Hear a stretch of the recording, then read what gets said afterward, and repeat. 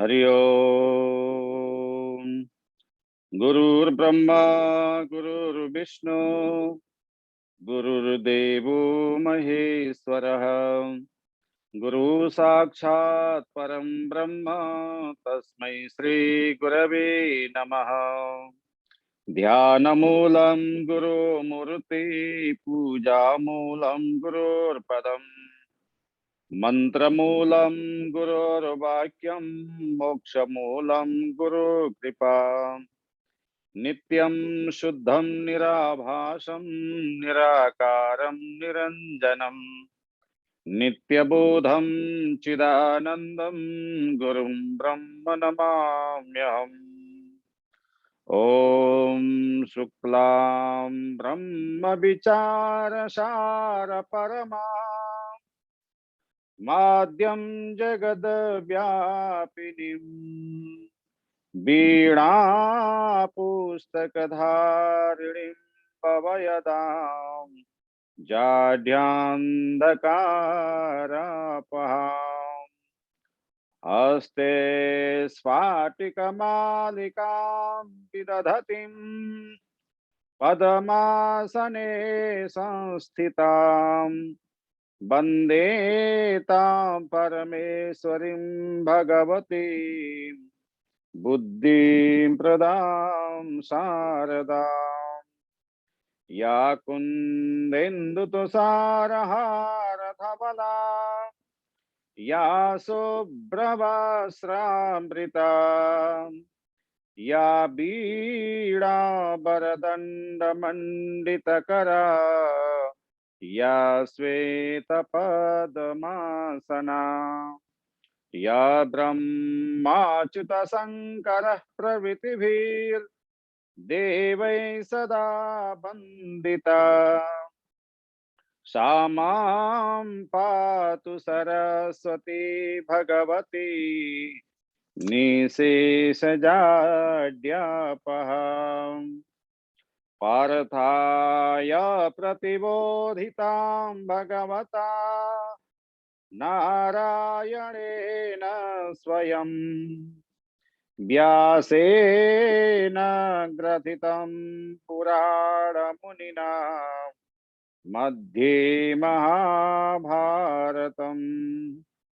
अद्वैतामृतवर्षिणीं भगवती मष्टादशाध्यायिनी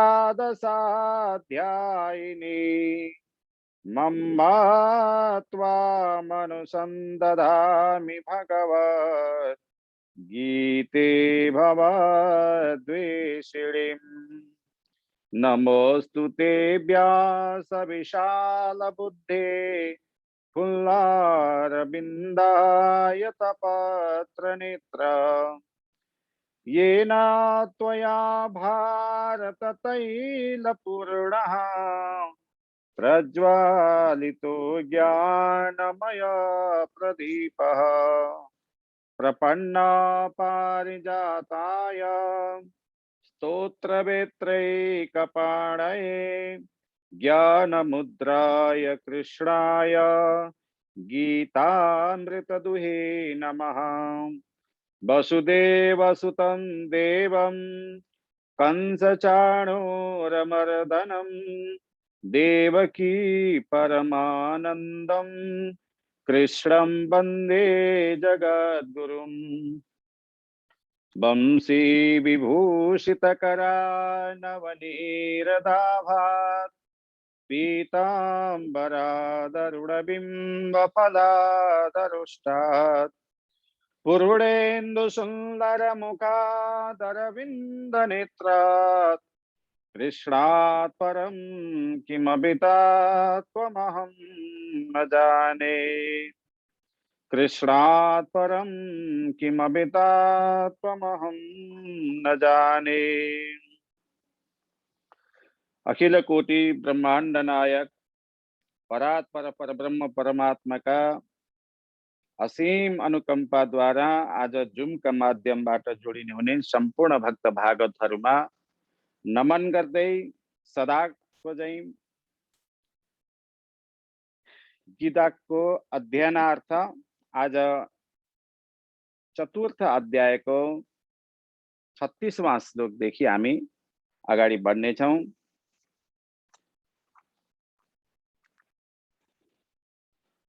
पहिला यसको मूल पाठ सुनौं। अपि चेदसि पापेभ्यः सर्वेभ्यः पापकृत्तमः सर्वं ज्ञानप्लवेनैव वृजिनं सन्तरिष्यसि यथैधांसि समिद्धोऽग्निर्भस्मसात् कुरुतेऽर्जुन ज्ञानाग्निः सर्वकर्माणि भस्मसात् कुरुते तथा न हि ज्ञानेन सदृशं पवित्रमिह विद्यते तत्स्वयं योगसंसिद्धः कालेनात्मनि विन्दति श्रद्धावान् लभते ज्ञानं तत्परः संयतेन्द्रियः ज्ञानं लब्ध्वा परां शान्ति मचिरेणाधिगच्छति अज्ञश्च श्रद्धधानश्च संशयात्मा विनश्यति नायं लोकोऽस्ति न परो न सुखं संशयात्मनः।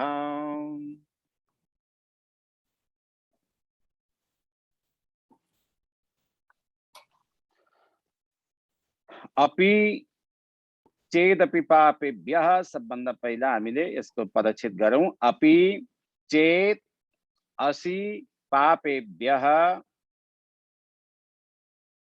सर्वेभ्यः पापकृत्तमः सर्वं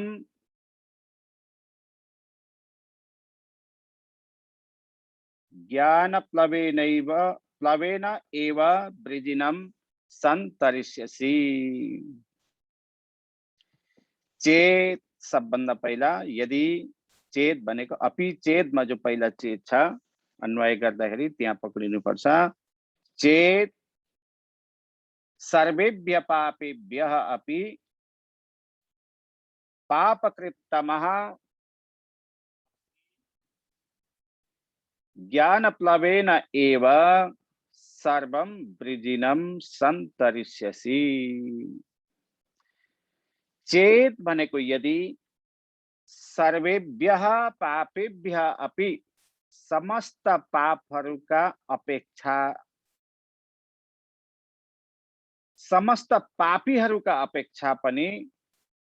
अपेक्षामा पापकृतमः अतिशय पाप गर्नेवाला धेरै पाप गर्नेवाला 80 छ भने पनि तथापि ज्ञान प्लवेन एव ज्ञान रूपी नौकामा आश्रय गरेर सर्वम वृजिनम भनेको सम्पूर्ण पाप समुद्रदेखि सन्तरिष्यसि भनेको राम्रो प्रकारले भलीभाँति पार हुनेछौ। यदि तिमी समस्त पापीहरूदेखि पनि अतिशय पाप गर्नेवाला भए तापनि सम्पूर्ण पाप गर्नेवाला मनुष्यको जो पाप छ त्यस समूह भन्दा पनि बढी तिमीले पाप गर्यौ भने पनि यो ज्ञान रूपी नौकामा खुट्टो हालिसकेपछि यी सम्पूर्ण पापदेखि तिमी तर्नेछौ। यो पाप रूपी समुद्रदेखि तिमी मुक्त हुनेछौ भनेर भगवान सम्झाउँदै हुनुहुन्छ। यहाँ भगवानले अर्जुनलाई यो बताउँदै हुनुहुन्छ कि तिमी वास्तवमा पापी होइनौ भन्नुहुन्छ। तिमी पापी होइनौ, तिमी त दैविक सम्पदाका लक्षणहरूदेखि युक्त हुनुहुन्छ। यो हामीले पहिला पनि पढेका थियौं। तथा मेरा प्रिय भक्त सखा पनि हुनुहुन्छ। तिम्रा भित्र पाप कसरी रहन सक्छ? मेरा भक्त पनि भएका कारण र तिमी दैविक सम्पदाका कारण पनि तिम्रा भित्र कुनै पनि प्रकारको पाप हुन सक्दैन। परन्तु यो ज्ञानको प्रभाव यति छ कि यसको महात्म्य यति छ कि यदि तिमीले अधिक भन्दा अधिक पाप कर्म गर्यौ भने पनि तिमी यो ज्ञान रूपी नौकाद्वारा चाहिँ त्यो पाप रूपी समुद्रको समान अथाह पापदेखि पनि तिमी अनायास तर्न सक्नेछौ। ज्ञान मार्ग यस्तो हो कि हामीले जति पाप कमाए पनि अहिलेको मात्रै पाप हुँदैन, जन्म जन्मान्तरमा पाप गरेको छ भने पनि ज्ञान मार्गद्वारा चाहिँ ती सबैलाई हामीले नष्ट गरेर अगाडि बढ्न सक्छौँ। अगाडि आउँछ यसको पनि। र बडा बडा पापदेखि पनि तिमी अड्किने छैनौ, पापका कारण फेरि यस संसार जगतमा आउनु पर्ने छैन भनेर चाहिँ भगवानले सम्झाउँदै हुनुहुन्छ अर्जुनलाई। किनभने अर्जुनले युद्ध गर्दाखेरि चाहिँ धेरै मनुष्यहरूको हत्या हुनेछ भनेर त्यो पापदेखि यदि डराएका हौ भने पनि यो ज्ञान रूपी नौकामा तिमीले चढिसकेपछि चाहिँ तिमीलाई कुनै पनि प्रकारको पाप लाग्ने छैन भनेर चाहिँ भगवान सम्झाउँदै हुनुहुन्छ। अब 37वां श्लोक। यथैधांसि समिदोऽग्निर् भस्मसात् कुरुते अर्जुनः ज्ञानाग्नि सर्वकर्माणि भस्मसात् कुरुते तथा। यथा एधांसि समिद्धः अग्निः भस्मसात् कुरुते अर्जुनः ज्ञानाग्नि सर्वकर्माणि भस्मसात् कुरुते तथा। अर्जुनः मतलब लाइनको अन्तिममा अर्जुनः यथा पहिला समिद्धः अग्नि एधांसि भस्मसात् कुरुते तथा ज्ञानाग्नि सर्वकर्माणि भस्मसात् कुरुते। अर्जुनः भनेको हे अर्जुन, यथा भनेको जस्ता प्रकारले, समिद्धः अग्नि भनेको प्रज्वलित अग्निमा, एधांसी भनेको काष्ठहरू, काठका दाउराहरू भनौं, दाउराहरू भस्मसात् कुरुते भनेको भस्म गरिन्छ, अर्थात् अग्निले ती दाउराहरूलाई जसरी भस्म गराउँदछ तथा भनेको त्यस्तै प्रकारले ज्ञानाग्नि भनेको ज्ञान रूपी अग्निमा पनि सर्वकर्माणि भनेको समस्त कर्महरू जो छन्, सञ्चित कर्महरू जो छन्, पहिला गरेका सञ्चित कर्म भनेको अन्य योनिमा पनि हामीले कर्म गरेका हुन्छौं, त्यसको सञ्चित अंश हामीमा कहीँ न कहीँ आएको हुन्छ, त्यसलाई पनि भस्मसात् कुरुते भनेको भस्म गरिदिन्छ।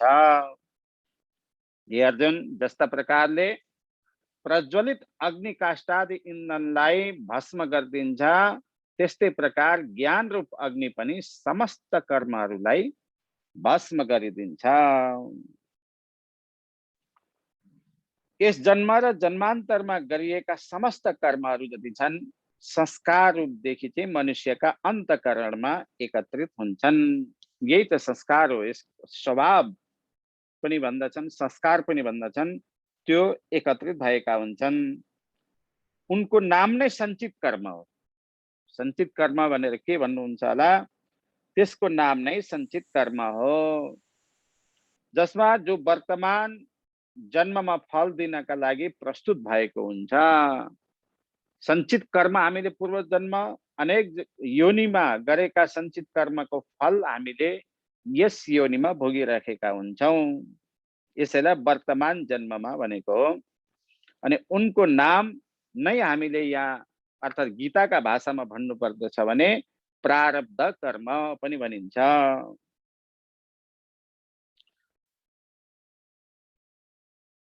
अनि वर्तमान समयमा गरिनेवाला कर्मलाई क्रियामाण कर्म भनिन्छ। जो अहिले हामीले गरिराखेका छौं यस योनिमा, यसलाई के भनिन्छ? क्रियामाण कर्म भनिन्छ। अब यो उपर्युक्त तत्त्वज्ञान रूप अग्निद्वारा चाहिँ प्रकट भएको समस्त पूर्व सञ्चित संस्कारहरूको अभाव हुन्छ। अनि मन, बुद्धि र शरीरदेखि चाहिँ आत्माको असंग सम्झेका कारण चाहिँ त्यो मन, इन्द्रिय अनि शरीरका साथमा प्रारब्ध भोगको सम्बन्ध हुन्छ। अर्थात् भए तापनि त्यो भोगका कारण उसको अन्तःकरणमा हर्ष शोक आदि जति पनि विकारहरू छन् त्यो हुँदैन। त्यस कारणले पनि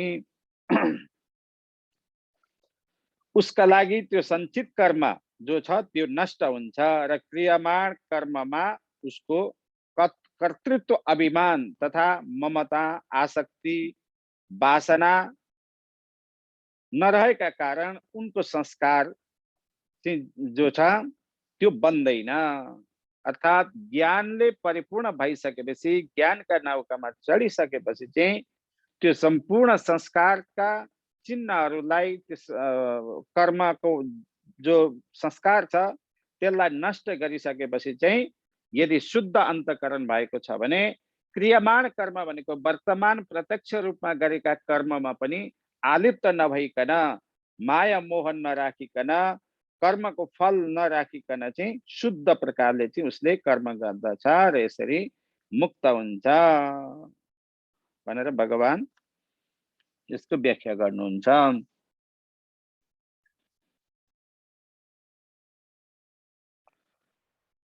अब 38वां श्लोक, नहि ज्ञानेन सदृशं पवित्रमिह विद्यते तत् स्वयं योग संसिद्धः कालेन आत्मनि बिन्दति। इह पवित्र मिहमा इह छ, त्यहाँ दुईटा शब्दहरू छन् मात्र लाइनको अन्तिम सेकेन्डमा। इह ज्ञानेन सदृशं पवित्रम न हि तत् कालेन योग संसिद्धः स्वयं आत्मनि बिन्दति। यो भयो अन्वय। अब इह भनेको यस श्लोकमा ज्ञानेन सदृशम ज्ञानको समान अर्थात् ज्ञानको सदृश चाहिँ पवित्रम पवित्र न अरु कुनै पनि छैन। ज्ञान भन्दा पवित्र चीज अरु कोही पनि यो संसारमा छैन। तत् भनेको त्यस ज्ञानलाई कालेन भनेको कालक्रमदेखि योग संसिद्ध निष्काम कर्म योगमा सम्यक सिद्ध व्यक्ति पनि राम्रा प्रकारले सिद्धि व्यक्ति पनि स्वयं भनेको स्वयं नै आत्मनि भनेको आफ्ना हृदयमा बिन्दति भनेको प्राप्त गर्दछन्। यस श्लोकमा ज्ञानको सदृश पवित्र कुनै पनि वस्तुहरू छैनन्। निष्काम कर्म योगमा सम्यक सिद्ध व्यक्ति पनि उस ज्ञानलाई कालक्रमदेखि स्वयं नै आफ्नो हृदयमा प्राप्त गर्दछन्।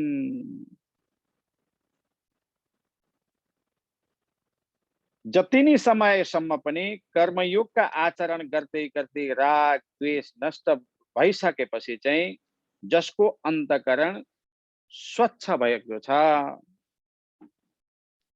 जो कर्मयोगमा राम्रो प्रकारले सिद्ध भएको छ,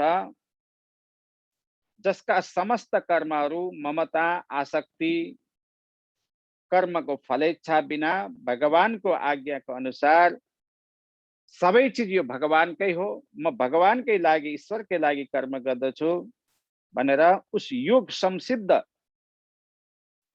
पुरुषका अन्तःकरणमा परमेश्वरका अनुग्रहले आफै नै ज्ञानको प्रकाश हुन्छ।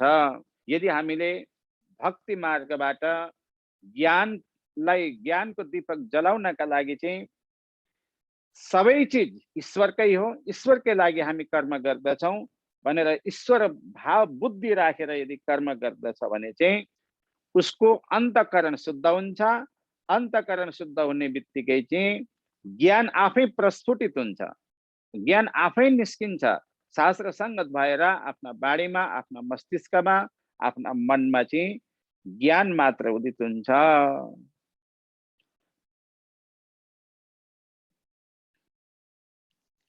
यसै कारणले योगी जनहरूले पनि यस्तै प्रकारले ईश्वरात्मक बुद्धि बनाएर चाहिँ योग ध्यान गरेर चाहिँ ईश्वरलाई प्राप्त गर्दछन् र सम्पूर्ण जन्म जन्मान्तरका कर्महरूलाई पनि नष्ट गरिदिन्छन्।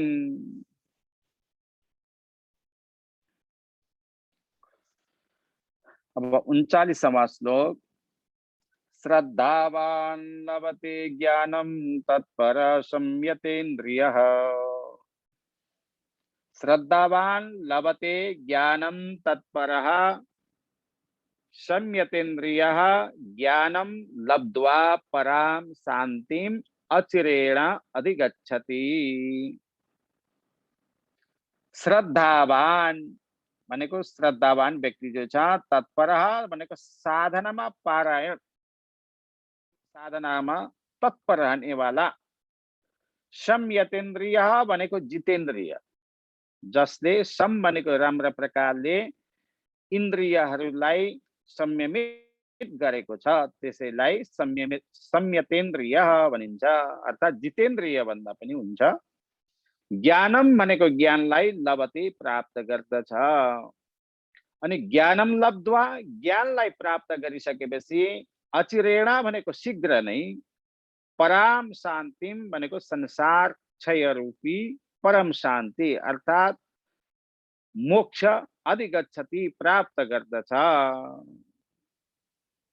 श्रद्धावान जितेन्द्रिय, श्रद्धावान मात्रै भएर भएन, इन्द्रियलाई पनि जित्नु पर्दछ, इन्द्रियका बसमा रहनु हुँदैन, इन्द्रियलाई चाहिँ आफ्ना बसमा राख्नु पर्दछ। यसरी साधना गर्ने व्यक्तिले सबभन्दा पहिला ज्ञान प्राप्त गरेपछि चाहिँ त्यो ज्ञानलाई प्राप्त गरिसकेपछि यो संसार जो नाशवान छ यसदेखि मुक्त हुन्छ र शान्ति परम शान्तिलाई प्राप्त गर्दछ। अब वेद शास्त्र श्रद्धावान भनेको चाहिँ वेद शास्त्र ईश्वर महापुरुषका वचनमा तथा यो लोकमा त छँदैछ, परलोकका प्रत्यक्षदर्शी भाँति विश्वास गर्दछ, अर्थात् अप्रत्यक्ष रूपमा शास्त्रले भनेका कुराहरूलाई पनि प्रत्यक्षको जस्तै उनले मान्दछ भने सबमा चाहिँ परम पूज्यता और उत्तमताको भावना राख्दछ भने, सबैलाई पूज्य भाव राख्दछ, गुरुजनहरूलाई, वेदलाई, शास्त्रलाई, ईश्वरलाई, उसैको नाम यहाँ श्रद्धा भनेको हो, श्रद्धावान। यस्ता प्रकारको श्रद्धा जसमा छ त्यसैलाई श्रद्धावान भनिन्छ। जबसम्म इन्द्रिय और मन आफ्ना काबुमा आउँदैन तबसम्म श्रद्धापूर्वक कटिबद्ध भएर पनि उत्तरोत्तर तीव्र अभ्यास गर्दै रहनु पर्दछ। इन्द्रियहरूलाई सबभन्दा पहिला इन्द्रियहरूलाई बसमा नराखिकन कुनै पनि साधनामा अगाडि बढ्नै सकिँदैन। इन्द्रियलाई सबभन्दा पहिला कन्ट्रोल गर्नु पर्दछ, किनकि श्रद्धापूर्वक तीव्र अभ्यासको कसौटीमा इन्द्रिय संयमित नै सबभन्दा ठुलो आश्रय हो। जति नै श्रद्धापूर्ण तीव्र अभ्यास गरिन्छ उत्तरोत्तर त्यति नै इन्द्रिय संयमित हुँदै जान्छ। साधनामा हठयोग आदिहरू एउटा खुट्टाले दुईटा खुट्टा नटेकिकन जमिनमा लट्केका हुन्छन्, एउटा रुखमा बाँधिएर बसेका हुन्छन्, त्यसरी साधना गरेका हुन्छन्। उनीहरूलाई पनि त दुईटा खुट्टा टेक्न मन लाग्थ्यो होला, तर त्यो केका लागि भन्दाखेरि इन्द्रिय संयमित गर्नका लागि, योग साधनाद्वारा ईश्वरलाई प्राप्त गर्नका लागि चाहिँ योगीजनहरूले त्यसरी साधना गरेका हुन्छन्। अतएव इन्द्रिय संयमको जति पनि कमी छ त्यति नै साधनमा कमी सम्झिनु पर्दछ। यदि इन्द्रिय संयमित पूर्ण रूपले छ भने साधनामा ऊ सक्सेस छ भनेर जान्नु पर्दछ, तर इन्द्रिय संयमित नभएको छ उसले बुझेको छ भने चाहिँ मेरो साधनामा पनि केही कमी छ है भनेर उसले बुझ्नु पर्दछ। उसले आफ्नो साधनामा केही कमी या त्रुटि सम्झिनु पर्दछ। अब आजको अन्तिम श्लोक 40वां। अज्ञश्च श्रद्धानश्च आत्मा विनश्यति न अयं लोकः अस्ति न परः न सुखम संशयात्मनः।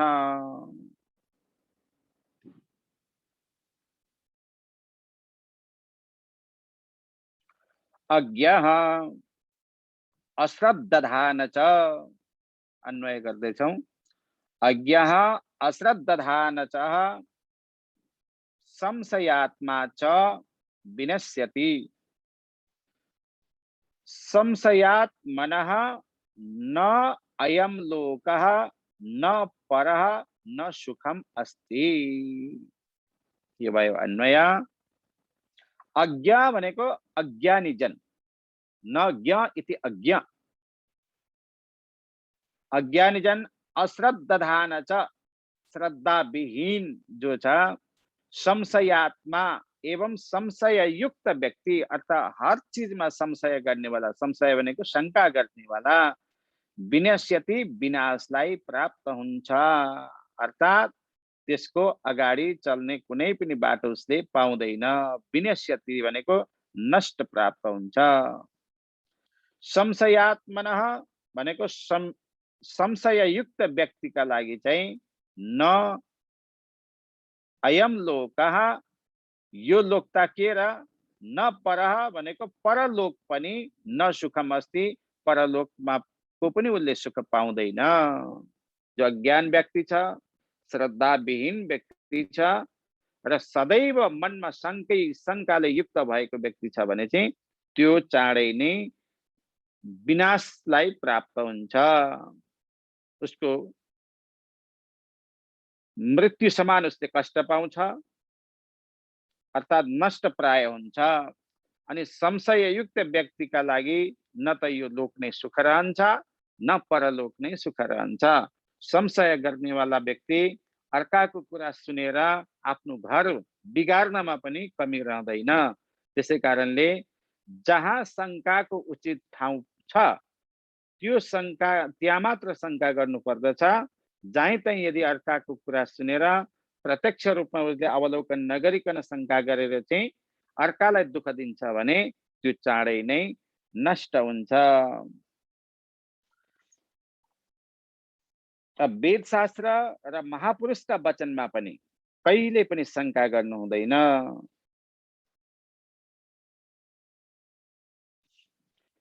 वेदशास्त्रले बताएका कुराहरू र महापुरुषहरूले बताएका कुराहरू जति छन् तिनलाई ठीक ठीक प्रकारले चाहिँ सम्झिनु पर्दछ। यदि सम्झ्यौं भने चाहिँ हामीमा के हुन्छ, विश्वास जाग्दछ। यदि सम्झ्यौं भने हामीमा विश्वास जाग्दैन र विश्वास नभएका कारण जसको हरेक विषयमा चाहिँ संशय बुद्धि उत्पन्न हुन्छ।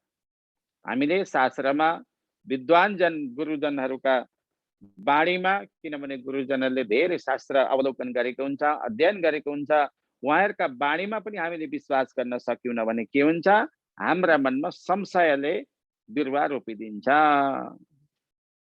अब त्यो संशयात्मक बुद्धि भइसकेपछि त्यसले जहीँ शंका गर्छ, जहीँ पनि उसले ज्ञानलाई प्राप्त गर्नै सक्दैन र संशयात्मक बुद्धिलाई सबभन्दा पहिला नष्ट गर्नुपर्दछ। जो कुनै पनि प्रकारले पनि आफ्नो कर्तव्य निश्चय गर्न उसले सक्दैन र हर हालतमा संशय युक्त रहन्छ। त्यो यस्तो मनुष्य आफ्नो मनुष्य जीवनलाई उसले व्यर्थ बनाइरहेको हुन्छ, जसमा स्वयं विवेचन गर्नेको शक्ति पनि उसमा रहँदैन। संशयात्मक बुद्धि भएका व्यक्तिमा विवेचना गर्ने, तर्क गर्ने आदि बुद्धि पनि रहँदैन। यसैलाई के भनिन्छ यहाँ, अज्ञ। यस्तो अज्ञ मनुष्य पनि यदि श्रद्धालु भयो भने श्रद्धाका कारण महापुरुषको कथानुसार संशय रहित भएर, साधन परायण भएर भगवानका कृपाले उसको कल्याण हुन सक्दछ। त्यसै कारणले हामीले संशययुक्त मनुष्य बन्नुदेखि माथि उठ्नु पर्दछ। संशययुक्त मनुष्य केवल परमार्थदेखि भ्रष्ट हुँदैन। जबसम्म मनुष्यमा संशय विद्यमान रहन्छ तबसम्म उसले गरेका कर्महरूको पनि लोप गरी नष्ट गरिराखेका हुन्छ र उसले यो लोकमा त सुख पाउँदैन पाउँदैन, परलोकमा गएर पनि उसले कहिले पनि सुख प्राप्त गर्न सक्दैन। यहाँ योग संन्यस्त कर्माणम, अब अगाडिको पाठ आउने रहेछ, हामी अर्को हप्ता यसलाई कुरा गर्नेछौँ। नायम लोकोस्ति न परो न सुखम संशयात्मनः, संशयात्मक बुद्धि भएका व्यक्तिले यो लोकमा त सुख प्राप्त गर्न सक्दैन र परलोकमा पनि उसले सुख प्राप्त गर्न सक्दैन। आजको पाठ यति नै। हरि ओम। पूर्णमदः पूर्णमिदं पूर्णात् पूर्णमुदच्यते पूर्णस्य पूर्णमादाय पूर्णमेवावशिष्यते। ओम शांति ओम शांति ओम शांति। सर्वे भवन्तु सुखिनः, सर्वे सन्तु निरामयाः, सर्वे भद्राणि पश्यन्तु, मा कश्चित् दुःखभाग् भवेत्। ओम सहना भवतु, सहनौ भुनक्तु, सह वीर्यं करवावहै, तेजस्विनावधीतमस्तु मा विद्विषावहै। ओम शांति ओम शांति ओम शांति।